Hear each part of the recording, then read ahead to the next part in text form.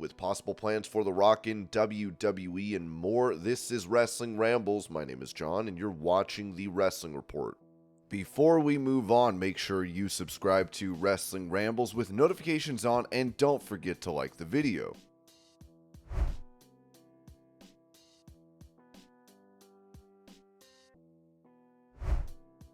Asked about goals he has in WWE, Sheamus told Virgin Media Sports Stories the IC title. That's it. I want to main event WrestleMania 2. I want to main event WrestleMania. That's another one. The IC title and main event WrestleMania are the two things I want to do. I should have main evented WrestleMania 39. It should have gone last. It stole the show at WrestleMania. Nothing came close match-wise. The match me, Gunther, and Drew had. I knew that was always going to be the case. I was so close to winning the IC title at Mania, and it just got taken away from me.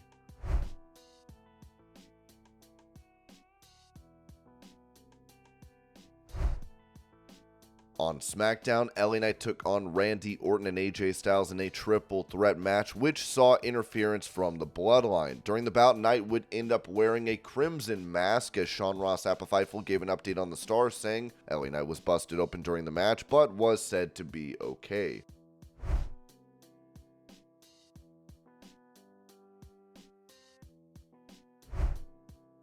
With AEW star Pac having been out of action from the promotion for 6 months due to an undisclosed injury, Penta provided some news on the star, telling High Spots during a virtual signing that he would be back. Dave Meltzer added on Wrestling Observer Radio that he's back soon, I know that.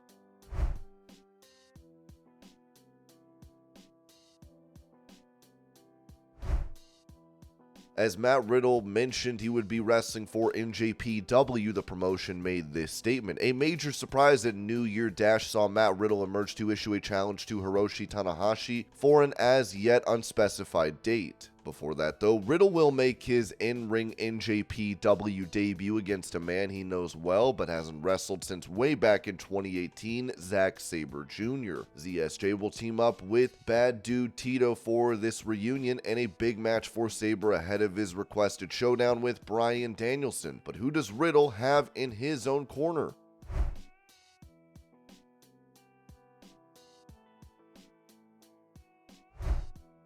Going over if Drew McIntyre had signed a new contract or an extension with WWE, Mike Johnson of PW Insider said, "We have not heard WWE and McIntyre have come to terms on a new deal yet." Ringside News added, "It's important to mention that McIntyre's contract, originally set to expire in April 2024, was extended due to his absence. Nonetheless, McIntyre's contractual status with WWE is still a topic of discussion."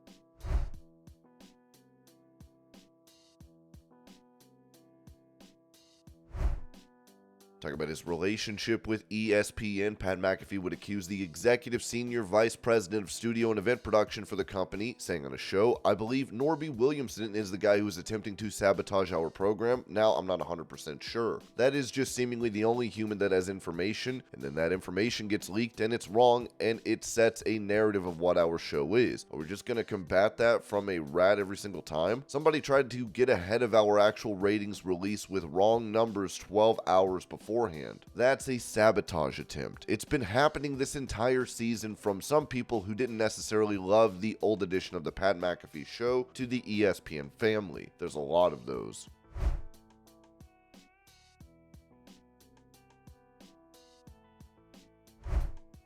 Following Smackdown, Rhea Ripley took on Ivy Nile in a dark match.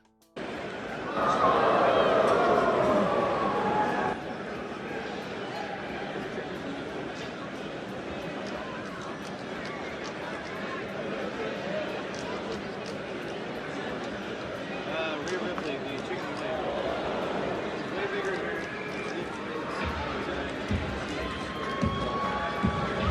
Probably beat guys. So like Shane McIntyre goes to go crazy jump over and like his knee just completely hits the oh my god. Yeah, Snoop Dogg's what is this then that we're watching? Because this is like the TV show's over. This is just like they do. I don't even know if it's a title match. I saw this match last weekend. Okay.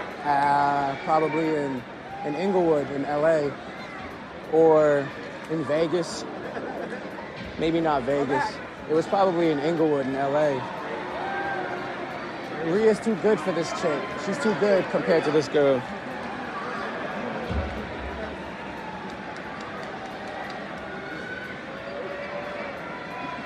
Yep.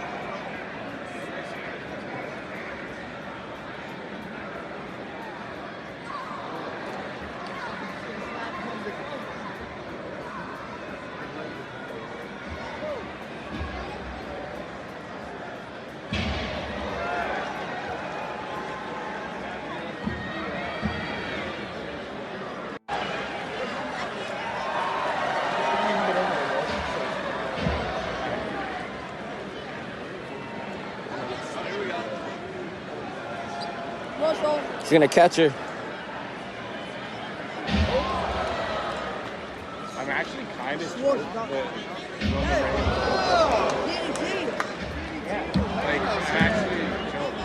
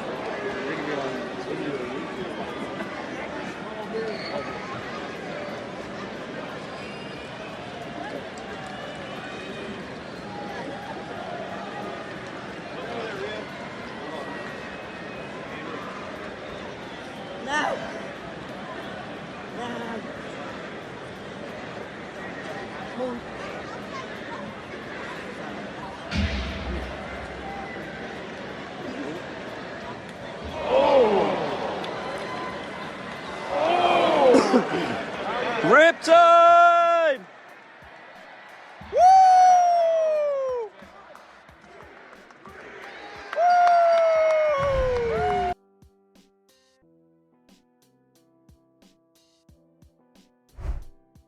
Explaining why The Rock's appearance on Raw was not announced in advance, Dave Meltzer noted on Wrestling Observer Radio, but also he's doing this for fun because he doesn't have to do it, and he's doing it for excitement, that type of thing. That's why when he came back Monday, it wasn't announced at a time like if they had announced that ahead of time. I mean, the rating would have been much higher than it was. He was doing it because in that case, he wanted that pop because of people in the building not knowing he was going to be there, and there he is. That's what he wants. Every time he comes back, they never announce it ahead of time. They'll do the little tease, but they won't do the announcement.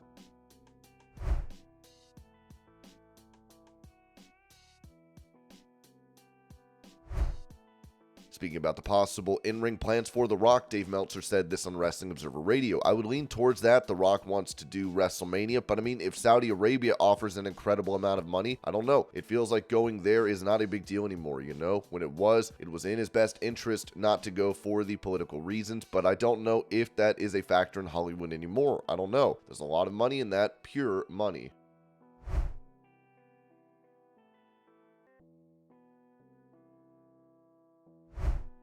Once again addressing haters, the women of AEW said this in a video posted to Saraya's X account. With female wrestlers, and since you like part 1 so much, here's part 2, baby. With female wrestlers, which means every time I meet a guy and he's like, what do you do? And I'm like, I'm a wrestler. He goes, can you wrestle me? We're female wrestlers, and nobody recognizes me in public if I have pants on. We're female wrestlers, and we get unwanted dick pics. I'm not a female wrestler, but I can kick most of those bitches' asses. We're female wrestlers. We love when you guys sit in our hotel lobbies and airports and wait for us. It makes us feel so safe. We're female wrestlers, and everyone just assumes we're the same person because of our hair colors. We're female wrestlers, and just because we like your tweet doesn't mean we have a crush on you. We're female wrestlers, and if we sell you our ring-worn gear, we don't want to know what you do with it.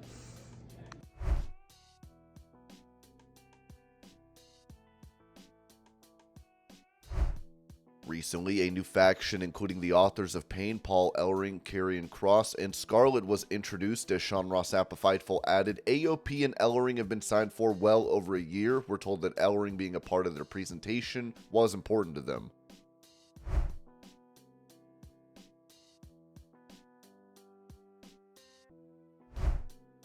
Of course, the authors of Pain ended up attacking Bobby Lashley and the Street Profits, with Lashley issuing this statement after the fact, writing on Instagram, "Tough situations build strong people. 2023 is over. This year we are coming for it all and nothing less. It's our time."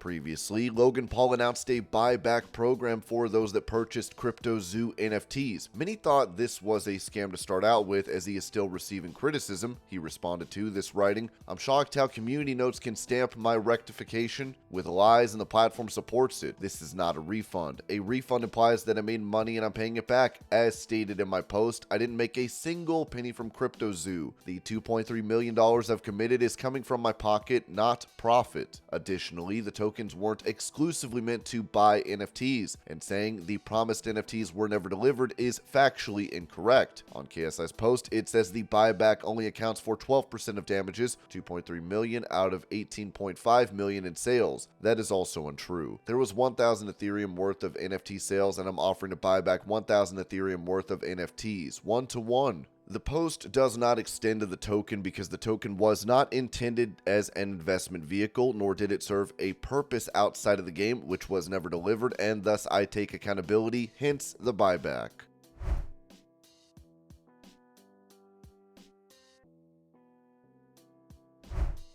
Announcing the dates that they will be unveiling their new championship belts, TNA Wrestling wrote on X, "We know you've all been waiting for the reveal of new title belts. They start tomorrow. TNA X Division title on January 7th at 1 p.m. Eastern, TNA World Tag Team titles on January 8th at 1 p.m. Eastern, TNA Digital Media title on January 9th at 1 p.m. Eastern, TNA World title on January 10th at 1 p.m. Eastern, TNA Knockouts World title on January 11th at 1 p.m. Eastern, and the TNA Knockouts World Tag Team titles on January 13th.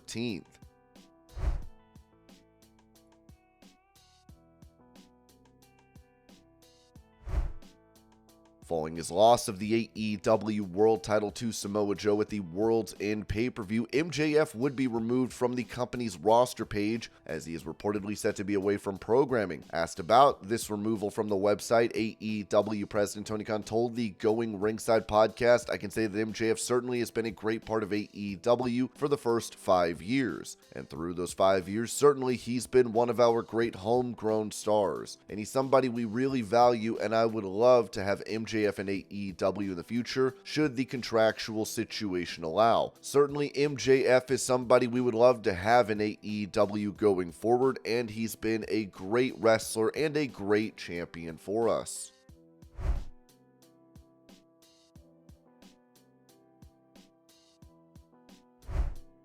Recalling the medical issues that he recently dealt with, Dutch Mantell said this on his Storytime podcast. "It's hard to describe what happened. I was sitting at home, my birthday was on November the 29th, and I couldn't stay awake. I kept nodding off, just going out. My daughter, Amanda, and thanks to hers is one of the reasons I'm still here. She said, 'Are you okay?' She said I kept giving her gibberish answers that made no sense. She was looking at me funny, and this continued for like an hour or two. Finally, she said, 'There's something wrong,' and she called 911, and they came and picked me up, and I don't even remember that. There's bits and pieces of this whole 26-day affair that I have no recollection of. Nothing. My daughter would tell me we'd be sitting in a hospital and she would say, 'Do you remember this?' And I said, 'What?' 'Yeah, when you ran out of the room and did this and that.' And I said, 'I didn't do that.' 'Yeah, you did.' I said, 'No, I couldn't have done that. But there were things I just do not remember doing. I don't recall. I had an illness. It's similar to, well, it is sepsis. I don't know. They don't know, I don't think. It's an infection that gets into blood, I think, and it can spread to all your organs. It's lethal. It can kill you.' Then I found out later, not only did I have sepsis, but I had E. coli too on top of that. So now I'm battling E. coli. I must have had E. coli first and it caused the sepsis. Let me highly advise not getting any one of these viruses or germs or whatever it is, because it will knock you down to your knees. If I hadn't gone to the hospital, I wouldn't have made it. But the thing is, when I went to the hospital, I remember bits and pieces of that, but nothing was serious to me because I was laughing and I was kidding. I don't remember hurting, but I had a fever and I remember them around me, and I was in and out of consciousness. The fever was like 103, I think, I guess. They didn't tell me a lot, or they may have told me everything that I don't remember. After I got going a little bit and I got back to myself after about the 10th day in, I started reading up on it because I had my trusty phone in Google. So I started looking it up. Hell, I scared myself reading about it because if not attended to immediately, not 2 days later, 3 days later, if not attended to within the first 24 hours, you'll be dead in 72. It spreads that fast. And of course, in reading this, I started reading about things like if one organ shuts down, the next organ's gonna fall off soon because they have all this message system. I'm gone, guys. I'm checking out. I'm shaking. Pretty soon, there's no organs left to keep you alive and you're just dead. The way it came on suddenly. It came on fast, and I'm thinking, you know, sometimes life has its own way of giving you curveballs to see if you can hit this, and I dodged the bullet on this one. I went in on the 28th of November. My birthday was on the 29th of November, so I spent my birthday lying flat on my back in a hospital, which is not fun. They put me in one place for a while and it was like a jail. I was actually looking for a way to kind of break out in my hysteria, in my ramblings, in my head, but it's locked down. You cannot get out. Then after about 7 or 8 days there, they did move me to, I wasn't in intensive care, but I had a room by myself and nobody bothered me. Just the nurses and the doctors came in and nobody else. I mean, my daughter Amanda could get in there, but that's it. Strange case. It never happened to me before. I don't want it to happen again. I don't want it to happen to anybody else, but I survived it, and I guess that's the thing that counts. I was given medicine every 3 hours. This is what I don't remember. I was given a blood transfusion. I don't remember that, so it had to be serious. They did give me, I think I remember they said a 50-50 chance, I think. Don't mark me down on that being the truth. I could have just imagined that. When I left, they gave me this big thing of medicine to take, and it lists on it, Monday take this, in a little box that you open up so I don't get it confused, and it's just like that, and I get a month's worth at a time. So I really can't get it confused that much because I don't know about you, but I'm a bad organizer. I cannot organize anything, so unless they give it to me like that, I'm not gonna take it. Part of this illness may have been self-induced because of me just not taking care of myself, but I'm here now. I recognize some of the mistakes I made, and I'm hoping that I don't make them again. I will say now I do feel good.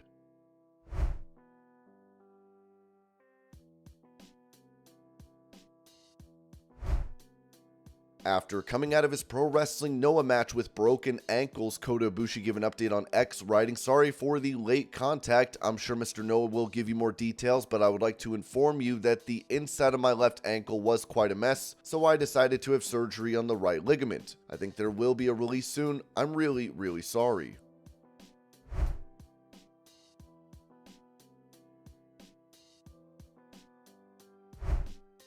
Speaking about The Undertaker, who retired from in-ring competition at Survivor Series in 2020, Jim Ross said on his Grilling JR podcast, "I'm not advertising or trying to promote another match for Taker at this stage of his career, but quite honestly, he could still go out there and have one great match with the right opponent because he's just so skilled that he could bring out the best in that opponent."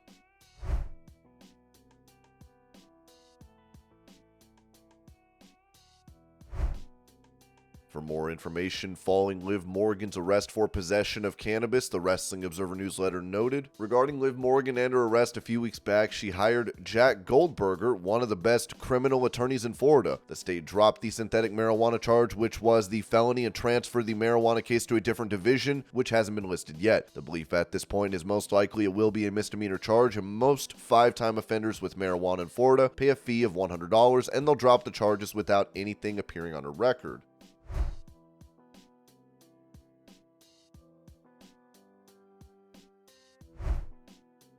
On Instagram, Reby Hardy made a post about her husband, Matt Hardy, with a caption that reads, "Trying to talk to my husband, but his brain is fried from CTE." This post would end up being deleted. This comes after a video clip was put out by Reby, which showed Matt holding all of their children, where the voiceover said, "You know what? This year is going to be my year. I can feel it. I can just feel it." It would then cut to Reby sitting alone in a car with the caption, "Not my year." She would respond to many comments as fans believe this could be indicative of a coming divorce between the two. And this was your Pro Wrestling News Update. I hope you're all having a great day. Thank you so much for watching, and I will see y'all later.